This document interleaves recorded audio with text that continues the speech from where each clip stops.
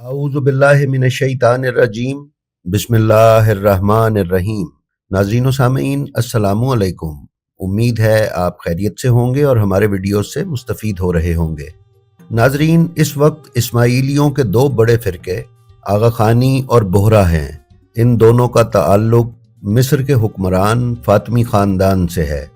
फ़ातिमियों का ताल्लुक़ इस्माइलिया के उस गिरोह से है जो सिलसिला इमामत को मुहम्मद बिन इस्माइल बिन इमाम जाफ़र सादिक अलैहिस्सलाम की औलाद में जारी समझते हैं, और इमाम मूसा काज़िम अलैहिस्सलाम और उनके बाद आने वाले आइमा के ना सिर्फ मुनकिर हैं बल्कि इमाम काज़िम अलैहिस्सलाम और उनके बाद वाले आइमा ताहिरीन पर तबर्रा भी करते हैं। फ़ातिमियों ने आइमा को ज़ाहिर और मस्तूर की दो किस्मों में तकसीम किया है। ये पहले 7 आइमा यानी हज़रत अली अलैहिस्सलाम से लेकर हज़रत इस्माइल बिन इमाम जाफ़र सादिक तक को ज़ाहिर, और फिर जनाब इस्माइल की औलाद में से अपने दीगर खुद साख्ता आइमा को मस्तूर यानी छुपा हुआ या पर्दे में जानते हैं। इनके मस्तूर आइमा के सिलसिले का आखिरी इमाम अल महदी बिल्ला था। फिर इन्होंने अपनी इमामत का खुलकर इजहार किया और यूं दोबारा मस्तूर की बजाय ज़ाहिरी इमामत का सिलसिला शुरू किया, जो आज तक करीम आगा खान के बेटे रहीम आगा खान और दूसरी तरफ बोहरों में मुफज्जल सैफुद्दीन तक जारी है। नाजरीन, इब्तदा में हज़रत इस्माइल बिन इमाम जाफ़र सादिक अलैहिस्सलाम की नस्ल में से अल महदी ने मराकश में फ़ातिमी हुकूमत की बुनियाद रखी। 8वें फ़ातिमी ज़ाहिर इमाम मुस्तनसर बिल्ला के जानशीन के सिलसिले में इख्तलाफ पैदा हुआ। उनके बड़े बेटे निज़ार की बजाय मुस्ताली को बाप का जानशीन मुकर्रर कर दिया गया। यूं फ़ातिमियों में दो फ़िरके सामने आए। जिन्होंने निज़ार को ही खलीफा माना उन्हें निज़ारिया कहा गया, जबकि जिन्होंने मुस्ताली को खलीफा मान लिया उन्हें मुस्तालिया कहा जाने लगा। निज़ारिया की तारीख हसन बिन सबाह से वाबस्ता है, जिसने किला उल मौत पर कब्जा करके ईरान में निज़ारी हुकूमत कायम की। मिस्री फ़ातिमियों की दावत को दावत कदीम, जबकि ईरानी निज़ारियों की दावत को दावत जदीद कहा जाता है। वक्त के गुजरने के साथ साथ निज़ारिया मज़ीद दो गिरोहों मोमिन शाहिया और कासिम शाहिया में बट गए। कासिम शाही आज भी मौजूद हैं और अपनी इस खुद साख्ता इमामत के तसलसल को मानते हैं। इन्हें आजकल आगा खानी कहा जाता है। दूसरी तरफ मुस्तालिया फ़िरका भी हाफिजिया और तैयबिया गिरोहों में बट गया। तैयबिया वक्त के साथ दाऊदी और सुलेमानी गिरोहों में तकसीम हो गया, जिन्हें हमारे यहाँ आजकल बोहरा कहा जाता है। बहरहाल, हमारा आज का मौजू इनकी तालीमात और तारीख बयान करना नहीं बल्कि इस्माइलियत का कला कमा करने के लिए इमाम जाफ़र सादिक अलैहिस्सलाम का इक़दाम है। हम इस वीडियो में जो वाक़या बयान करेंगे उसे ज़ुर्रारा बिन आयुन ने रिवायत किया है। ज़ुर्रारा मकतब तशय्यो के रोशन मिनारे और अजीम फ़ुक़हा में से हैं। इमाम जाफ़र सादिक अलैहिस्सलाम ने उन्हें मकतब तशय्यो में मसाइल फ़िक़्ह का मर्जे मुकर्रर किया था, और इमाम ने फैज़ बिन मुख्तार से उनके बारे में कहा था कि अगर तुम्हें इल्म हदीस का कोई मसला दरपेश हो तो इनसे रुजू कर लो। साथ ही इमाम ने अपने हाथ से ज़ुर्रारा की तरफ इशारा भी फरमाया था। ज़ुर्रारा ने अहले बैत की अहादीस कसरत से बयान की हैं और इल्मुल रिजाल में उन्हें मोतबर, रास्तगो और सच्चे रावी के तौर पर जाना गया है। तो आइए चलते हैं अपनी आज की वीडियो पर और देखते हैं कि इमाम जाफ़र सादिक अलैहिस्सलाम ने लोगों के गुमराह हो जाने के खदशे के पेश नज़र क्या किया। नाजरीन, हज़रत ज़ुर्रारा बिन आयुन से मरवी है कि मैं एक दफ़ा बारगाहे इमामत यानी सादिक आले मोहम्मद अलैहिस्सलाम की खिदमत में हाजिर हुआ तो वहाँ आपकी बारगाह में आपके फर्जंद हज़रत अबुल हसन मूसा काज़िम अलैहिस्सलाम मौजूद थे। वहाँ कपड़े में लिपटी एक मैयत भी रखी थी। इमाम ने मुझे हुक्म दिया कि मैं दाऊद रक्की, हमरान और अबू बसीर को बुला लाऊं।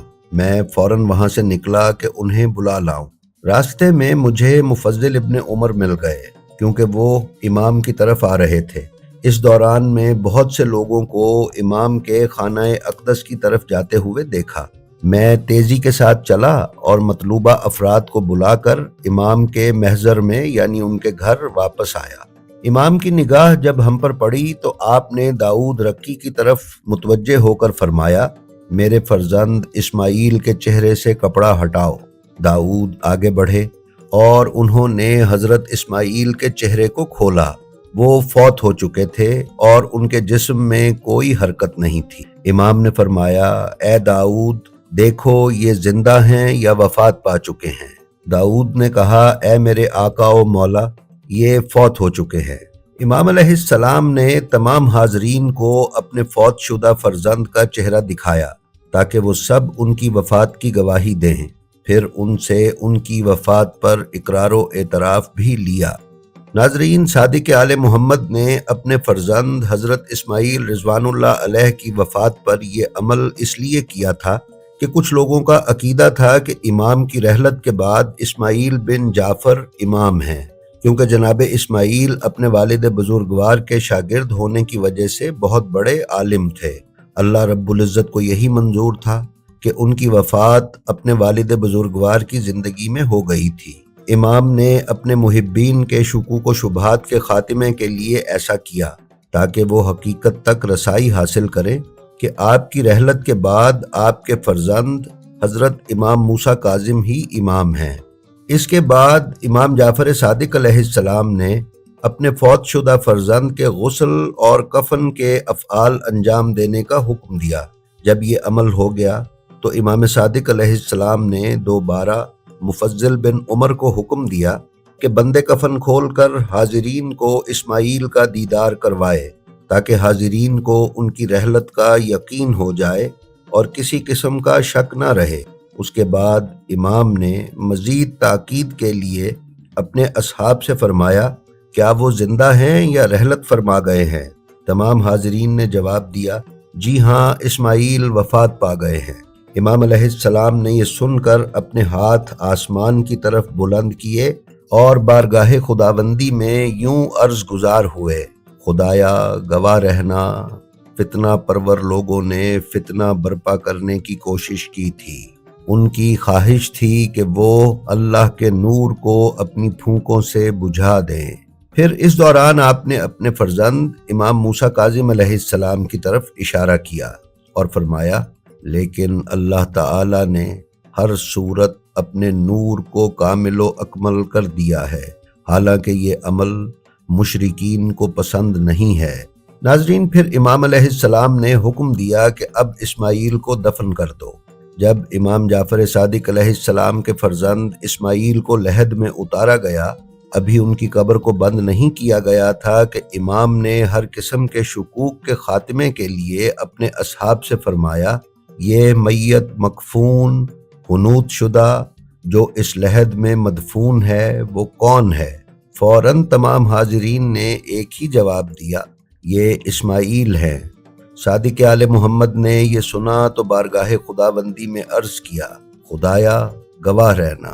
پھر امام علیہ السلام نے اپنے بیٹے حضرت امام موسیٰ کاظم علیہ السلام کا ہاتھ پکڑا اور فرمایا، یہ حق ہیں اور حق ان کے ساتھ ہے، اور اس سلسلہ امامت کے آخری امام انہی سے ہیں، اللہ رب العزت جنہیں اس زمین اور اہل زمین کی سیادت عطا فرمائے گا۔ ناظرین، یہ روایت آپ کتاب بحار الانوار کی جلد نمبر 48 کے صفحہ 21 پر ملاحظہ فرما سکتے ہیں۔ ناظرین، امام امت نے سلسلہ امامت کے درمیان حائل ہونے والے مسائل کو دور کر دیا۔ آپ نے اپنے جگر گوشہ فرزند کی وفات پر لوگوں کے ذہنوں میں اتری ہوئی اس بات کو نکال دیا کہ جو آدمی اسماعیل بن جعفر کی امامت کا سوچ رہے تھے، ان کی فکر اور سوچ غلط تھی۔ منصب امامت کسی کے ہاتھ میں نہیں ہے، صرف اللہ تعالیٰ کے ہاتھ میں ہے۔ وہ جسے چاہتا ہے اسے یہ منصب عطا کرتا ہے۔ ناظرین، حضرت ابو بصیر سے مروی ہے کہ میں امام ابو عبداللہ یعنی امام جعفر صادق علیہ السلام کی بارگاہ میں موجود تھا کہ آپ کے اصحاب نے انبیاء کے اوصیاء کا ذکر کیا تو ان میں جناب اسماعیل کا بھی شمار کیا۔ اس دوران امام میری طرف متوجہ ہوئے اور فرمایا، اے ابو محمد، نہیں، واللہ ایسا نہیں ہے، इमामत का इंतखाब हमारे हाथ में नहीं है, ये इलाही मनसब है। इसका इंतखाब वो खुद करता है, वो जिसे चाहता है उसे ये मनसब अता फरमाता है। वो इमाम का तअय्युन यके बाद दीगरे फरमाता है। नाजरीन, ये रिवायत आप बिहारुल अनवार की जिल्द 48 के सफ़ा 26 पर हदीस नंबर 44 के तौर पर देख सकते हैं। फर्जंद रसूल ने तसरीह कर दी कि मनसब इमामत इलाही मनसब है, इसका इख्तियार अल्लाह ताला के पास है। वो अपने बंदों में से जिसे इस मनसब का अहल जानता है उसे अता कर देता है। मखलूक के लिए ये जायज़ नहीं है कि वो अपने में से किसी फ़र्द को इमाम मुअय्यन करे। नाजरीन, ये मज़मून असीर बगदाद हज़रत इमाम मूसा काज़िम अलैहिस्सलाम विलादत से शहादत तक से लिया गया है। आप ये मज़मून उस किताब में मुलाहिज़ा फरमा सकते हैं। जी तो नाजरीन, ये थी हमारी आज की वीडियो। हमें उम्मीद है ये आपको पसंद आई होगी। अगर आप हमारे चैनल ब्लेंड ऑफ हिस्ट्री पर नए हैं तो हम आपसे गुजारिश करते हैं कि बराए मेहरबानी इसे सब्सक्राइब कर लें और इसके बेल आइकन पर क्लिक करके ऑल नोटिफिकेशंस की सेटिंग का इंतखाब कर लें। इसके साथ ही साथ हमारा जो वीडियो आपको पसंद आए उसका लिंक अपने हल्काए अहबाब में शेयर करना ना भूलें, ताकि उलूम मोहम्मद व आले मोहम्मद की नशर व अशात में आपकी हिस्सेदारी बरकरार रहे। हम आपसे ये भी गुजारिश करते हैं कि आप अपना और अपने मुतअल्लिकीन का बेहद ख्याल रखें और खल्क़ खुदा में आसानियाँ तकसीम करते रहें। खुदा आपका हामी व नासिर हो। अस्सलामु अलैकुम।